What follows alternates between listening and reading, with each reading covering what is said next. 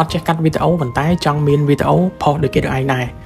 អ្នកនរគ្នាជួបបារម្ភទៀតទៅគឺ Mobile Legend គឺគេអ្នករ៉ាប់រងទាំងអស់ឲ្យយើងហ្មងហើយនេះគឺជាវីដេអូដែល Mobile Legend កាត់ឲ្យខ្ញុំមិនមែនអ្នកកាត់ខ្លួនឯងទេគឺ Mobile Legend គេកាត់ពី gameplay ដែលយើងលេងមានឈុតឆាកកន្លែងណាល្អអញ្ចឹងណាអញ្ចឹងគេកាត់ឲ្យបាន30វិនាទីអញ្ចឹងអាវីដេអូខ្លីៗដែលគេកាត់ឲ្យយើងហ្នឹងអាចមានពីចន្លោះពី30 40ទៅ50វិនាទីអញ្ចឹងទៅតាម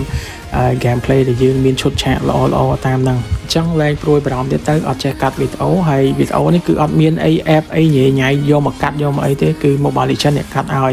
ណាមានតែ app Mobile Legend មួយគឺជាការស្រែកតោះទៅមើលរបៀបធ្វើទាំងអស់គ្នាដើម្បីបានវីដេអូខ្លីៗហ្នឹងជំហានដំបូងយើងចូលទៅកាន់ setting បន្ទាប់មកអ្នកនរគ្នាអូសមកខាងក្រោមមកឃើញពាក្យថា recording ហើយបន្ទាប់ពីចុចមកហើយយើងឃើញផ្ទាំងមួយហ្នឹងហើយអញ្ចឹងកន្លែងហ្នឹងវាមានស្អីគេអាពីរខាងលើហ្នឹងវាមាន system ហើយនឹង mic ហ្នឹងបើសិនជាយើងចង់បើកទាំងអស់ហ្នឹងលក្ខណៈថាវា record ទាំង mic ហ្នឹងទាំងអស់ឲ្យយើងហ្មងបើអ្នកនរគ្នាសម្បូរ memory អ្នកនរគ្នាបើកយក download ទៅប៉ុន្តែសម្រាប់ខ្ញុំបើកយកត្រឹមតែ highlight ទេអញ្ចឹងវីដេអូដែលគេកាត់ឲ្យយើងគឺនៅកន្លែង my video ខាងក្រោមនេះហើយចុចកន្លែងហ្នឹងទៅវានឹងនាំទៅរកអាកន្លែងវីដេអូដែលគេកាត់ឲ្យយើងហ្នឹងហើយអញ្ចឹងប្រកាសថាវីដេអូរបស់អ្នកទាំងអស់គ្នាហ្នឹងត្រូវតែមានកន្លែងណាដែលជក់ចិត្តដិតអារម្មណ៍អញ្ចឹងណាមានកន្លែងឈុតឆាកដែលល្អអញ្ចឹងទៅដូច gameplay មួយនេះអញ្ចឹងខ្ញុំបាន trip kill កន្លែងហ្នឹង2ដងអញ្ចឹងទៅអញ្ចឹងគេកាត់ឲ្យ